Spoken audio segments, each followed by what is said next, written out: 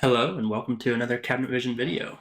This is an interesting video because it's the first of its kind and hopefully the first of many to come. So I started a new group specifically to be able to take questions from you guys, and then I'll make videos based on them.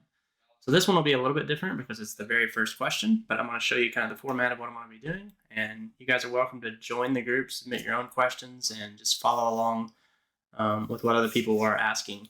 Because I think that's one of the values of Cabinet Vision is sometimes you don't even know what to ask. So you can find the link to join the group in the description. It is a free group, so you can find your way there. And with that, here is kind of the group that we have here. So I have general discussion, UCSs, and custom reports. So UCSs and custom reports are kind of the two areas that people want to learn more about. So I'm doing a big focus with this group on those two items. It's something where you can ask a question about a certain topic, and I'll respond in a video with how I would go about it. If it's a very complicated question, I might just kind of give like, here's how I would handle it and not necessarily solve it. But some of them I'll walk through step by step everything that you'll need to be able to do it on your own. Here we are, we're going to go into making custom reports, and we have our first question by Chris Hosteller. And he says, I used to have a custom door report that's sorted by cabinet number, and it lost compatibility in the bigger CV updates. Can you show me how to make a custom report that filters based on cabinet number? Yeah, so this is a whole issue in itself, the fact that reports can lose compatibility because they change the report engine. But I'm going to focus more on this question right here. What makes a report filter based on cabinet number? So if I go into Cabinet Vision, and I'm using 2024, but this specific question applies across the board. So what he's talking about is, if you want to be able to show just cabinet 1, it filters that out. No, cabinet 2 is no longer showing. Now I have a report here that doesn't have that filter, so you can see no matter what I have selected in the filter option, it still shows everything. So his question was, how do I just make that work? So if I go into the original report that's working and go to Setup Reports and Report Properties, and I'm going to open the Tables field and go to Parts. So you'll see this cabinet ID field has parts.cabinetid. So if I compare that to the one that doesn't have a filter on it, let's look at the properties for this one.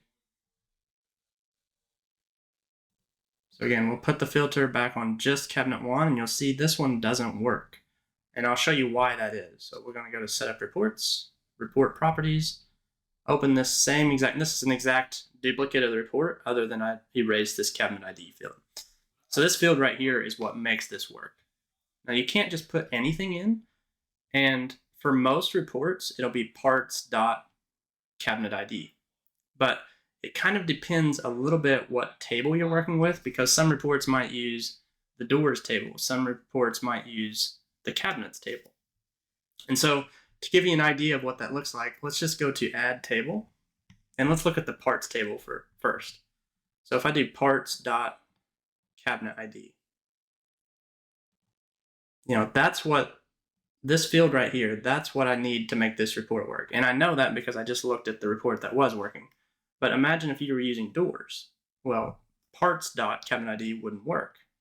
If you're using doors in this table name, it would be doors.cabinetid.